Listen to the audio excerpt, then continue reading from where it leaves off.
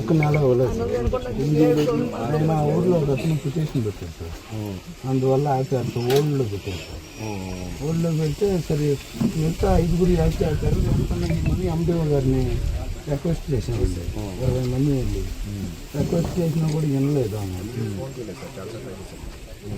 Sir చెప్తే madam గారు చేశారు.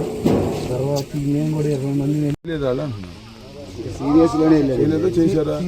చేయలేదు. చేయించుకోవడం లేదా? అమ్మాయి పడిపోయాడు. అక్కడికి వెళ్ళారు కదా, వెళ్ళిన తర్వాత వాళ్ళు చేశారు, డయాలసిస్ చేయలేదు.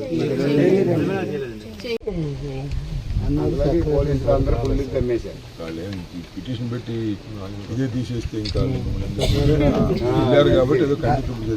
అది ఒకటను ఈ బాబు ఫోన్ చేసి సెక్రటరీ గారు ఏమన్నాడమ్మా, ఏదో రికార్డు ఉన్నది నేను కలెక్టర్కి రాస్తున్నాను, లోనికి పోనీలేదు సార్.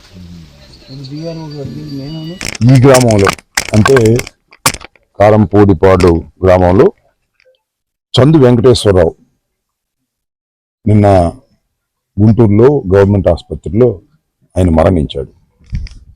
ఎందువల్ల మరణించాడంటే డయాలసిస్ పేషెంట్. ఆయన 2018 నుంచి డయాలసిస్ చేసుకుంటూనే ఆయన జీవనం గడుపుతున్నాడు.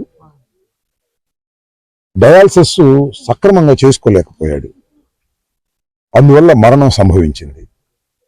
ఎందుకు సక్రమంగా చేసుకోలేకపోయాడంటే 2018 నుంచి కూడా ఆయనకి డయాలసిస్ కోసం పెన్షన్ 10,000 రూపాయలు వస్తున్నాయి. ఆ 10,000 రూపాయలతో డయాలసిస్ చేసుకుని ఆయన బ్రతుకుతూ ఉన్నాడు.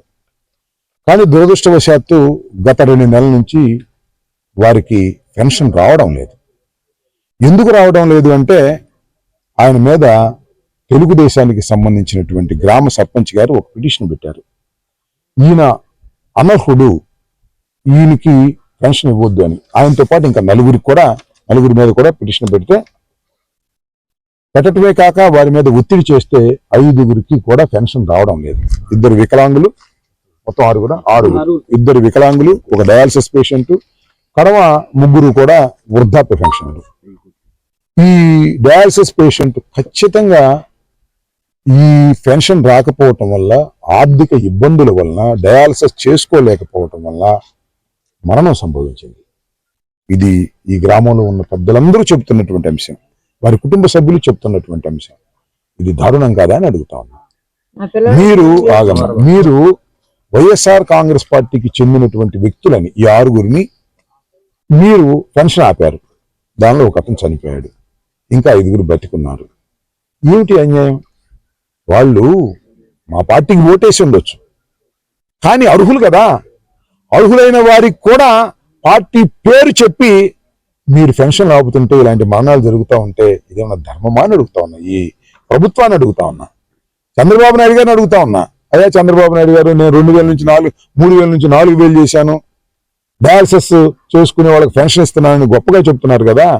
మీరు కేవలం దొంగ పిటిషన్ పెట్టి పెన్షన్ ఆపటం వల్ల, డయాలసిస్ చేసుకోలేకపోవటం వల్ల ఇవాళ చందు అని పేరేంటి, చందు వెంకటేశ్వర్లు మరణించారు. తీసుకురాగలరా పోయిన ప్రాణాన్ని? మీరు ఇవాళ 10,000 కాదు 10 లక్షలు ఇచ్చిన పోయిన ప్రాణం రాదే.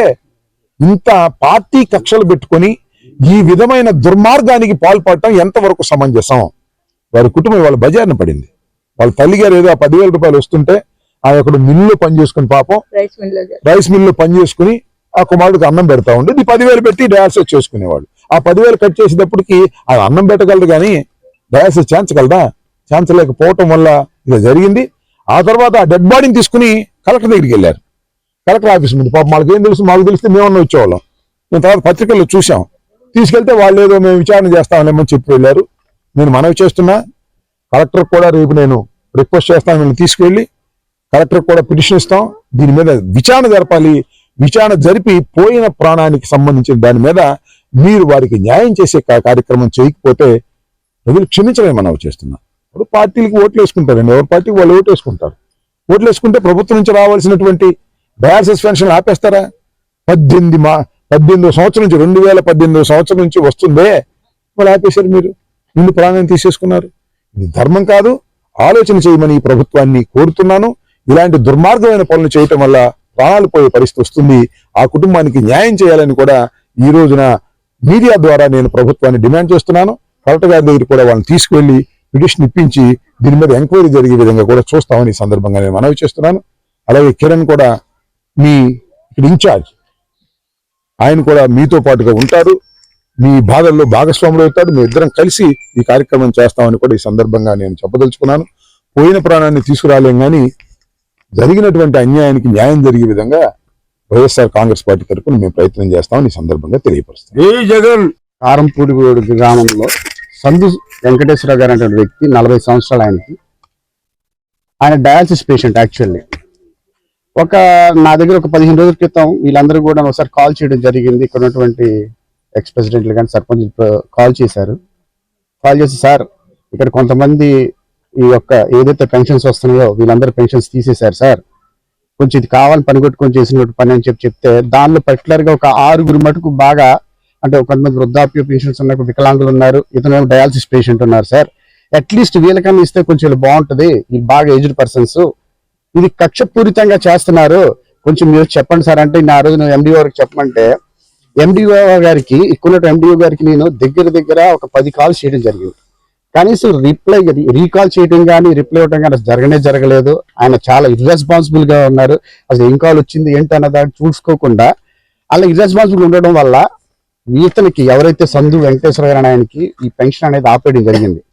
దగ్గర ఆయనకి డయాలసిస్ చేయడానికి 7,500 రూపాయలు నెలకి ఖర్చు అవుతుంది. దానిలో మిగతాది ఏమైనా ఉంటే ఆయనకి తిండి ఖర్చు దేనికైనా వాడుకుంటూ ఉంటారు ఆయన. అలాంటి ఆయనకి సడన్ గా పెన్షన్ ఆపేయడంతో పాటు మళ్ళీ ఎక్కున్నటువంటి ఎవరైతే ఈఆర్ఓ ఎవరైతే విఆర్ఓ ఉన్నారో ఒక ఆయన మళ్ళీ రికార్డు చేయించాలా ఆయన చేత, పాపం నేను డయాలసిస్ చేయించుకోవట్లేదని రికార్డు చేయించడం వల్ల అది అర్హతగా చూపించి నేను చేయించుకోవట్లేదు కాబట్టి నేను పెన్షన్ ఎలా క్యాన్సిల్ చేద్దానని అర్హతగా చూపించి ఆయనకి పెన్షన్ క్యాన్సిల్ చేయడం జరిగింది. ఇది ఎంతవరకు సబబు? అంటే పార్టీల్లో అనేది జరుగుతూ ఉంటే ఒకరు ఓడిపోతారు, గెలుస్తూ ఉంటారు. కానీ అర్హత కలిగినటువంటి వ్యక్తి ఎవరైతే ఉన్నారో అర్హత ఉన్న వాళ్ళకి 100% ఆ పెన్షన్ అనేది ఇవ్వాలా. అది మానవత్వం. అంటే అందరికీ అందుతున్నప్పుడు వీళ్ళకి ఎందుకు ఇవ్వకూడదు? అంటే పార్టీ మీద కక్షపూర్తిగా చేసుకొని ఈ రోజు నిండు ప్రాణాన్ని మనం బలి తీసుకున్నారు ఈ పార్టీ వాళ్ళు. అంటే అతను కానీ పెన్షన్ వచ్చి ఉంటే కనీసం డయాలసిస్ చేసుకుంటా ఎలాగో అతని జీవితం నడిపిస్తూ ఉండేవాళ్ళు. అలాంటిది కూడా జరగకుండా ఇక్కడ ఉన్నటువంటి ఎవరైతే ప్రెసిడెంట్ ఉన్నారో అతను పేరు నాగశెట్టి యూత్ లీడర్ నాగరాజు, అతను మరి పని కట్టుకోనల్లా కూడాను ఈ పని చేసి ఇక్కడున్నటువంటి వాళ్ళకి ఇప్పుడు ఏదైతే ఒకరు పాపం ఇబ్బంది పడి చనిపోయారు, మిగతా 5 పరిస్థితి కూడా చాలా దారుణం ఉంది. వాళ్ళు కూడా వికలాంగులు ప్లస్ వృద్ధాప్యంలో ఉన్నారు. వాళ్ళు ఏదో ఒక చిన్నది కాస్త ఒక చన్నీళ్ళు వీణులతో చిన్న ₹10,000 వస్తే వాళ్ళు బతకడానికి అవకాశాలు ఉంటాయి. అలాంటిది కూడా కక్షపూర్తిగా వాళ్ళ మీద కక్షపూర్తిగా ఇలా చేయటం అనేది ఎంతవరకు సబబు కాదు.